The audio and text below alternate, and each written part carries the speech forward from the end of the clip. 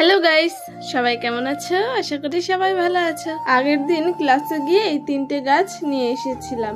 তো দেখো, এই 3টে গাছকে আজকে লাগাবো টবে।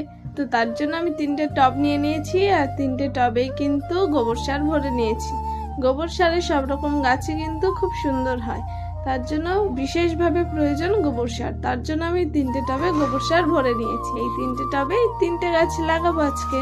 তো আমি দেখো এখানে গর্ত করে নিচ্ছি, মানে গাছগুলো এখানে বসাবো, তার জন্য সুন্দর করে গর্ত করে নিচ্ছি। তারপরেই বসাতে হবে, কারণ সুন্দর করে না বসালে গাছটা সুন্দর হবে না, সুন্দর না হলে সুন্দর সুন্দর ফুল হবে না। তো তার জন্য বাবার সাহায্য নিয়ে আমি এখানে কিন্তু গাছগুলোর প্যাকেট কেটে নিচ্ছি, কারণ এখানে প্যাকেট কাটতে গিয়ে যদি আমি হাত কেটে ফেলি তো অত রিস্ক নিয়ে কোনো লাভ নেই। তো বাবা বললো আমি সাহায্য করে দিচ্ছি। তো এখানে আমি প্যাকেটটা সুন্দর করে ছাড়িয়ে নিচ্ছি। এবার গাছগুলোকে সুন্দর করে টবে বসাতে হবে।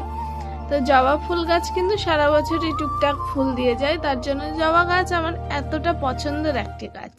তো দেখো, গাছগুলোকে আমি সুন্দরভাবে বসিয়ে নিলাম। প্রথমে এই গাছটা বসিয়ে নিলাম, মাটি দিয়ে সুন্দর করে দিয়ে দিলাম। আর কতটা ভালো লাগছে, যখন ফুল ফুটবে আরো ভালো লাগবে।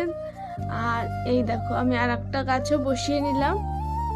সুন্দর করে প্রথমে গাছগুলোকে বসাতে হবে, তারপরে চারিদিক থেকে মাটি দিয়ে সুন্দর করে ঢেকে দিতে হবে। তো দেখো, আমার 3টে গাছে কিন্তু লাগানো এখানে কমপ্লিট। তো এগুলো আমি ছাদে রাখবো। আর কিছুদিন পরে দেখো কি সুন্দর একটা ফুল ফুটেছে এই গাছটাতে। তো আমি অনেক হ্যাপি। আর এই গাছটাতেও একটা সুন্দর ফুল ফুটেছে। তো তোমাদের কেমন লাগলো কমেন্ট করে জানাও।